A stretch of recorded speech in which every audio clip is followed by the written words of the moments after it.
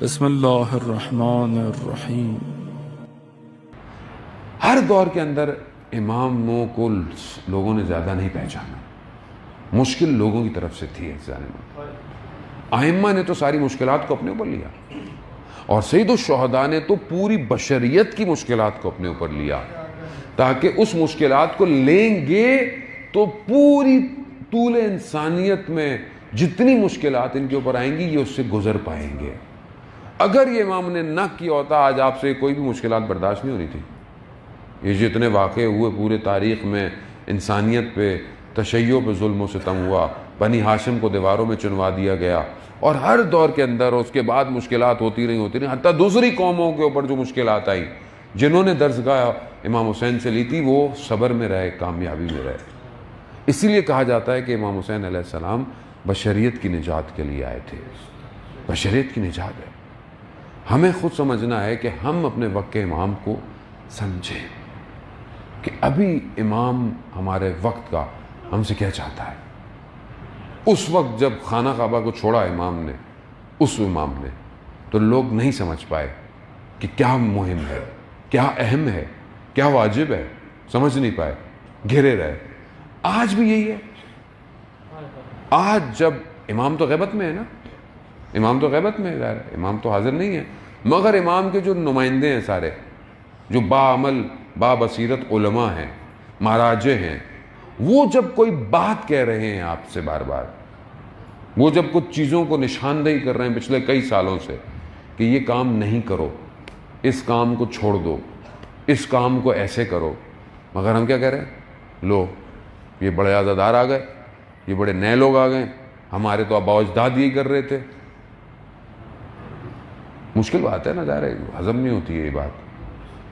آج جب ان مراجع اکرام کو میں فالو نہیں کر پا رہا، مثال ہے نا، پریکٹس ہے، ٹھیک ہے، آج اگر میں سید علی خامنائی کو فالو نہیں کر پاتا، ٹھیک ہے، اور میں کہتا ہوں بھائی ان کو کیا پتا، ہم خود بہت بڑے عزادار ہیں، ہمیں سب پتا ہے، ہمیں یہ پتا ہے، تو آپ پریکٹس میں کیسے آئیں گے کہ کسی ایک کو فالو کرنا ہے؟ کیسے فالو کرنا ہے؟ ابھی مشکل لگتا ہے، یہ اصل میں ہضم نہیں ہوتا، کیونکہ بڑی سخت بحث ہے یہ۔ کہتے ہیں بہرحال وہ تو جی دوسرے ملک میں رہتے ہیں، خوب دوسرے ملک میں رہیں تو رہے، ہر فرقے کا کوئی نہ کوئی روحانی امام ہے کہ نہیں ہے؟ اسماعیلیوں کا ہے کہ نہیں ہے؟ بوریوں کا ہے کہ نہیں ہے؟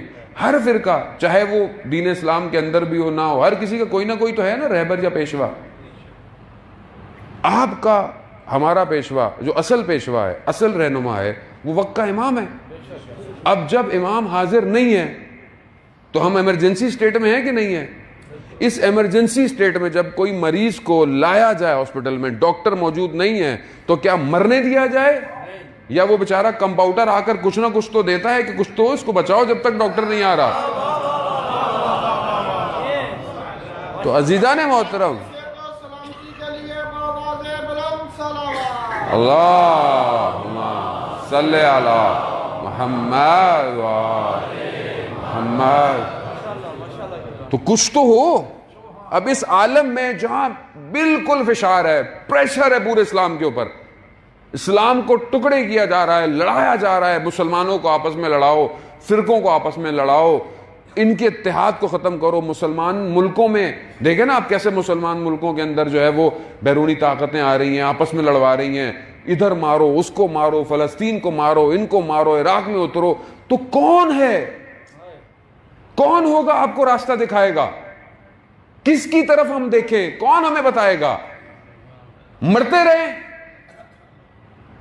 رہیں ایسے کیسے ہو سکتا ہے؟ وہ ماننے والے کہ جو یہ کہتے ہوں کہ رسول خدا نے جانے کے بعد اپنے ولی کو منصب پہ بٹھایا، کیسے ہو سکتا ہے وہ خدا جو نبی کے بعد بھی خالی نہیں چھوڑ رہا، امام کو بھیج رہا ہے، تو غیبت کے اندر بغیر کسی کے آپ کو چھوڑ دے گا؟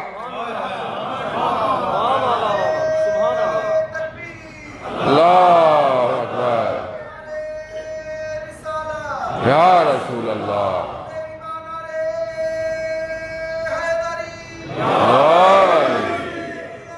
زندہ باد، زندہ باد، مردہ باد، مردہ باد،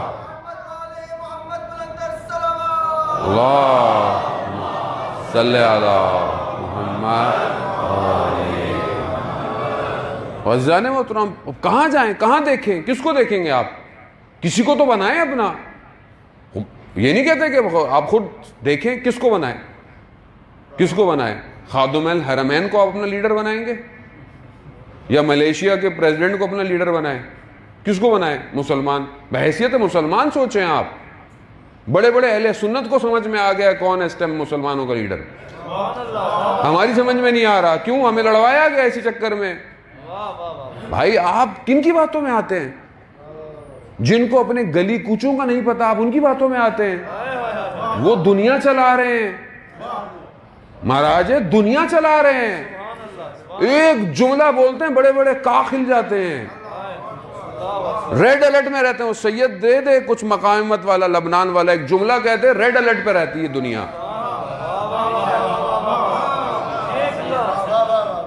اور ہم لوگ کہتے ہیں یہ ایسے ہیں، یہ ایسے ہیں، یہ ایسے ہیں۔ بندہ کوئی منہ تو ہو، بندہ بات کرے کسی کے مقابلے میں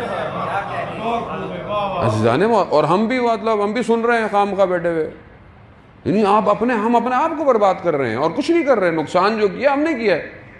مجھے کسی نے کہا مولانا صاحب ابھی حالات بڑے سخت ہیں، آپس میں اتحاد کی بات کریں۔ ہم تو ہمیشہ اتحاد کی بات کرتے ہیں، ہم تو جب اتحاد بین المسلمین کی بات کرتے ہیں تو پہلے اتحاد بین المومنین کی بات کرتے ہیں۔ اور یہ جو ہم نے اتحاد اصل میں مومنین کو جو ہم نے کیا ہے، کس نے کیا ہے؟ کیوں ایسا مقام کیوں آیا کہ مومنین کی بھی اتحاد؟ مومن تو ویسے ہی مومن بھائی ہے، مومن کا بھائی ہے۔ تو یہ تصور کس نے ڈالا کہ مومن کے آپس میں اختلافات ہیں؟ کس نے ڈالا یہ تصور؟ کس نے ٹکڑے کروایا مومنین کو آپس میں؟ کسی عالم نے بیٹھ کر ممبر سے؟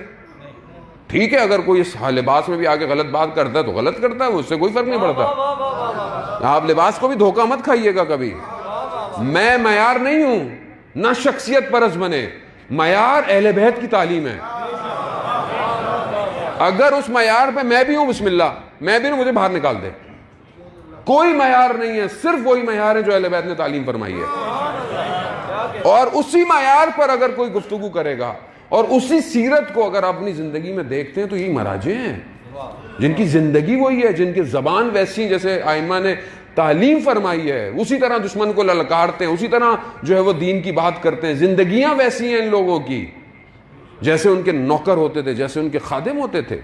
یہ خادم ہیں ان کے، یہ نوکر ہیں ان کے۔ یہ خود کہتے ہیں کہ جو کچھ بھی کیا یہ سب آپ کا دیا ہوا ہے مولا، اور ہم اسی حالت میں آپ کا انتظار کر رہے ہیں۔ کیوں؟ انہیں جانتے ہیں کہ ہمارا آقا اصل ہے، ہمارا صاحب زندہ ہے۔ کیسے ہو سکتا ہے کہ صاحب ہمارا زندہ ہو اور ہم اس دنیا کی کھوکھلے ناروں سے گھبرا جائیں؟ مشکل ہم نے ڈالی ہوئی ہے عزیزان محترم، کہ وہاں صاحب آپس میں نہ کم بھائی ہم کب کر رہے ہیں کسی کو، لیکن اگر آپ کی صفوں میں منافق آئے ہوئے ہیں تو آپ کو جدا تو کرنا ہے۔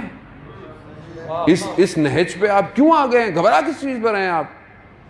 یعنی اب آپ جو ہے وہ غلط کو غلط بھی نہیں بولے، یعنی اب یہ آپ کی حالت آ گئی ہے تو پھر عزیزان محترم پھر ہم مجلس پڑھنا چھوڑ دیتے ہیں۔ اگر آپ کو غلط بولنے میں تکلیف اور برا لگ رہا ہے تو پھر ہم نہیں پڑھتے، مجلس نہیں پڑھتے۔ آپ پڑھوائیے، سب سے لے جائیں قوم کو جہاں لے کے جانا ہے آپ نے۔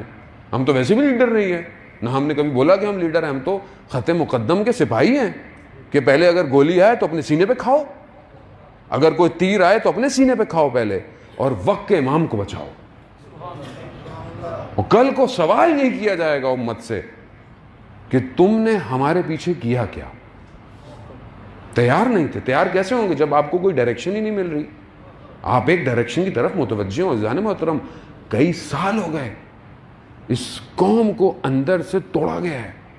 سمجھنے کی کوشش کریں، جب آپ ایک طرف فوکس ہوں گے دشمن آپ کو کبھی کچھ نہیں بگاڑ سکتا۔